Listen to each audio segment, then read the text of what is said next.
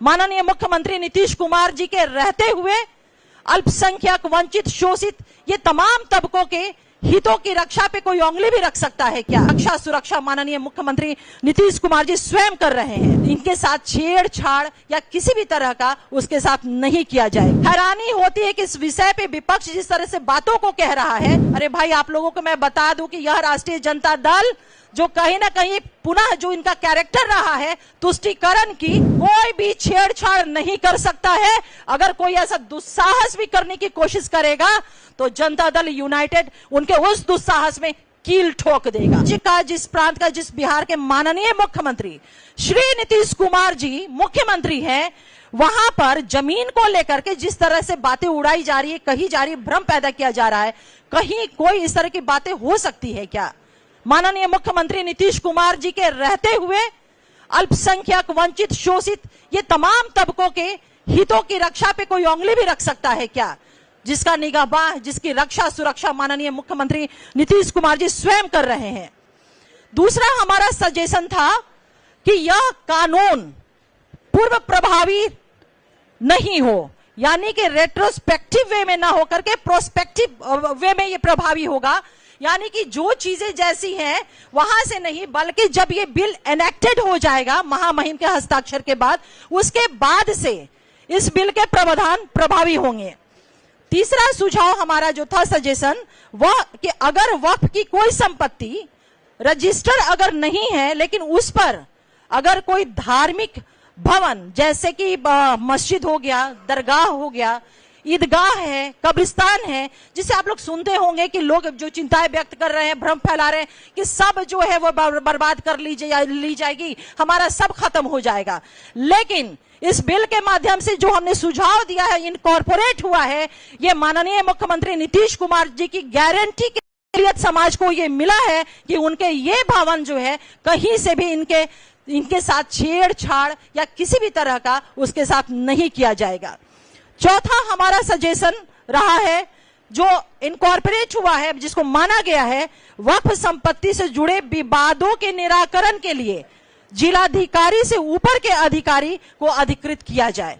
इसको भी शामिल कर लिया गया है इस बिल में, जो हमने सुझाव दिया था। पांचवा हमारा सुझाव और अंतिम सुझाव कह रहे कि पोर्टल पे रजिस्ट्रेशन की हम बात कर रहे हैं, तो उसके लिए 6 महीने का जो समय बिल में था, हम लोगों ने इस चीज को सुझाव दिया था कि इस समय सीमा को बढ़ाई जाए और हमारे इस सुझाव को मान लिया गया। ये हमारे 5 महत्वपूर्ण सुझाव थे जिसकी मैंने आपके समक्ष चर्चा की है। इनको जब बिल में इंट्रोड्यूस कर लिया गया, इनको बिल में इनकॉर्पोरेट किया गया, तब जाकर के हमारी पार्टी जनता दल यूनाइटेड ने बिल का समर्थन किया है। दूसरी बात मैं कहना चाहती हूं आप लोगों से कि हैरानी होती है विपक्ष की बातों को सुन करके, हैरानी होती है कि इस विषय पे विपक्ष जिस तरह से बातों को कह रहा है, यह राष्ट्रीय जनता दल कह रहे हैं कि हम सुप्रीम कोर्ट माननीय सर्वोच्च न्यायालय जाएंगे। अरे भाई आप लोगों को मैं बता दूं कि यह राष्ट्रीय जनता दल जो कहीं ना कहीं पुनः जो इनका कैरेक्टर रहा है तुष्टीकरण की, वो पुनः चाहते हैं इस चीज को, क्योंकि राष्ट्रीय जनता दल ने जेपीसी के समक्ष अपने किसी तरह का सुझाव दिया ही नहीं बिल के मद्देनजर। ये सबसे बड़ी बात है। वक्फ संशोधन बिल आने के बहुत पहले माननीय मुख्यमंत्री श्री नीतीश कुमार जी ने वक्फ की चिंता की और बिहार में वक्फ विकास बोर्ड की स्थापना की। इसके तहत 110 करोड़ का वित्तीय आवंटन किया गया, जिससे अल्पसंख्यक छात्रावास, विवाह, मल्टीपर्पस बिल्डिंग आदि का निर्माण संभव हो पाया है। तो आप समझ सकते हैं कि माननीय मुख्यमंत्री नीतीश कुमार जी ने अल्पसंख्यकों के हितों की रक्षा, उनके अधिकारों की रक्षा, इन तमाम चीजों को बहुत ही ये उनका ट्रैक रिकॉर्ड भी रहा है।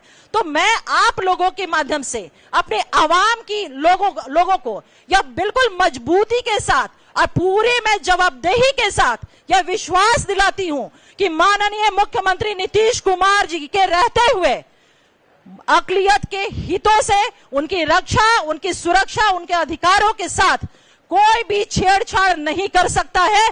अगर कोई ऐसा दुस्साहस भी करने की कोशिश करेगा तो जनता दल यूनाइटेड उनके उस दुस्साहस में कील ठोक देगा। माननीय मुख्यमंत्री श्री नीतीश कुमार जी अल्पसंख्यक समाज के हितों की रक्षा करते रहे हैं और आगे भी करते रहेंगे। कोई बात हो जाएगी इधर उधर की, उससे कोई फर्क नहीं पड़ता है। नीतीश जी ने तो मैं आपसे पलट करके पूछना चाहता हूं कि यूपीए की सरकार 10 साल तक रही थी, क्या जकिया जाफरी को इंसाफ दिला सके? आप देखिए भागलपुर दंगे को क्या इंसाफ दिला सके? अरे आप माननीय मुख्यमंत्री श्री नीतीश कुमार जी ने हुनर योजना चलाई, उन्होंने सारा बीपीएससी के माध्यम से आपको डीएसपी बना रहे हैं, आप सारा कुछ बना रहे हैं, सब अल्पसंख्यकों को सारा कल्याण का काम कर रहे हैं। बस धन्यवाद, थैंक यू।